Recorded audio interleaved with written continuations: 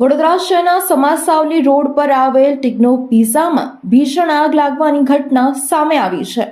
વડોદરા શહેરના સમાસાવલી રોડ પર આવેલા ટિગ્નો પિઝામાં ભીષણ આગનો બનાવ સામે આવ્યો છે, જેમાં સિદ્ધાર્થ એક્લેસીસ ફ્લોર જગદીશ્વર શાન ઉપર આવેલ ટિગ્નો પિઝા રેસ્ટોરન્ટમાં આગ લાગવાથી દોડધામ મચી જવા પામી હતી।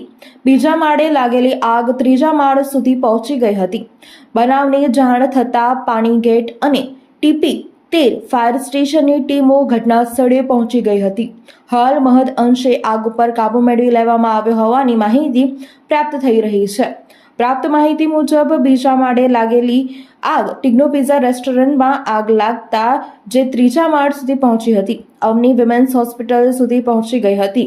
ફાયર વિભાગની ટીમ દ્વારા આગ ઉપર કાબુ મેળવી કુલિંગની પ્રક્રિયા હાથ ધરવામાં આવી રહી છે। આગની જાણ થતાં જ ફાયર વિભાગ અને પોલીસની ટીમો ઘટના સ્થળે દોડી ગઈ હતી।